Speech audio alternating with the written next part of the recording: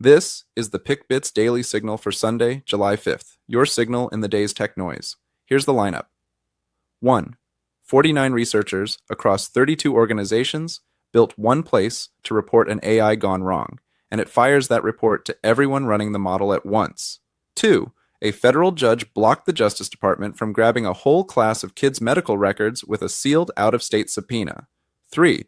Cellebrite said it stopped selling to Russia, and Russia cracked a dissident's phone with its tool anyway, because the thing works offline and cannot be recalled. And 4. On the brighter side, a free open-source AI that does not just sound right, it proves it, and it caught 5 real bugs on its first read of live code. Let's get into it.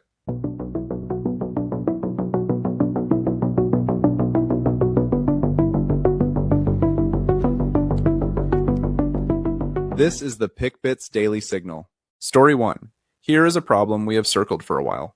When an AI model misbehaves, leaks something it shouldn't, or gets jailbroken into real harm, where do you even report it? And these are not hypothetical flaws. How easy it is for an LLM to leak something that it shouldn't, or be steered into doing something you never intended.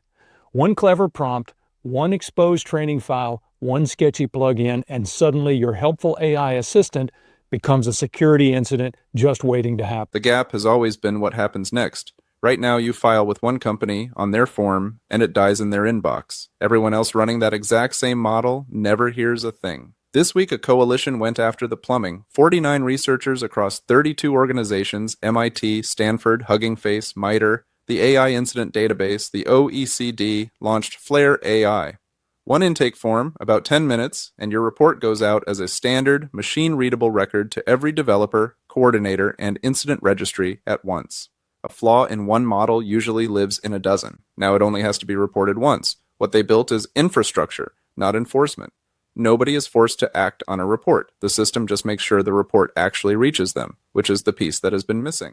A problem that shows up across the whole field finally gets seen by everyone running it, instead of sitting unread in one company's ticket queue. If you build or ship AI, follow this one, and go look up Flare-AI, because filing your shop's first report is a 10-minute move. Story 2. This one sits right in an arc we keep tracking, the government reaching for bulk data it has no clean warrant for. This week, a court pushback. On July 2nd, a federal judge in California, Casey Pitts, blocked the Justice Department from grabbing the medical records of a whole class of minors who got gender-affirming care at Stanford's Children's Hospital. And California is not the only court that has said no. Youth patient records in Rhode Island. A federal judge has blocked the Trump administration from obtaining confidential medical records of transgender youth treated at a Rhode Island hospital. This is another legal setback to the Department of Justice's campaign targeting gender-affirming care providers. The procedure in the California case is the tell.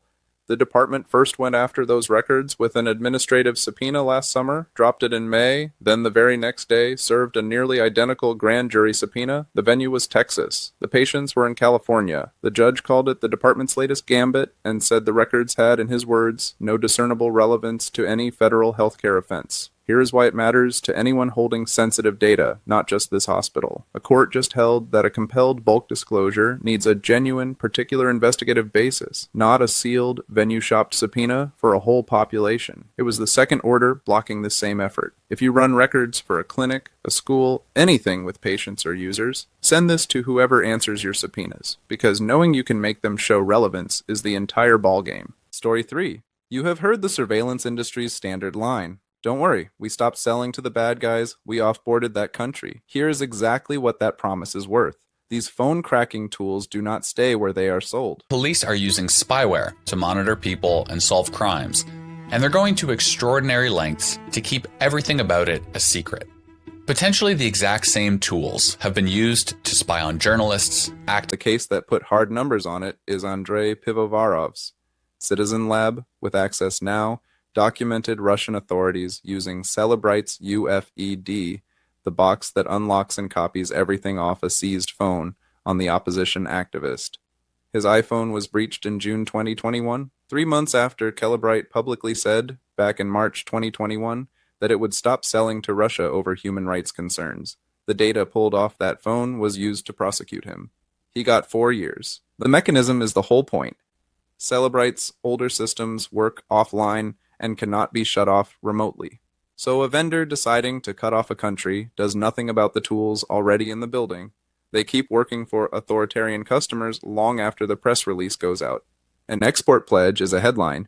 It is not a kill switch.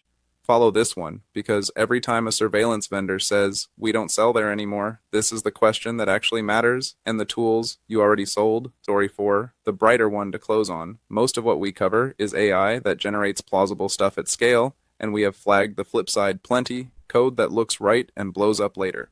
This is the opposite discipline. On July 4th, Mistral released Leonstral 1.5, a free, open-source model built for formal verification, proving mathematically that a piece of math or code does exactly what it claims, not just that it looks correct. Moment that, people in the math and AI communities have been waiting for a very long time. A genuine breakthrough. An AI system reaching, true elite-level performance at the International Mathematical Olympiad, the IM. The result that actually lands is the code audit. They pointed it at 57 open-source repositories, and it turned up 5 previously unknown bugs, including an integer overflow hole in a Rust library people already depend on. That was its first read. The honest asterisk, and Mistral says this themselves, a model that finds bugs is only as good as the specification you ask it to check against. It does not replace careful engineering, it hands you a power tool, but making a capable prover open and free means anyone can now check the critical code we all lean on. If you write software, follow this, and go run it on your own repository. That is the good version of this technology. Not writing more code nobody verified, but proving the code we already trust is actually sound. That is the day.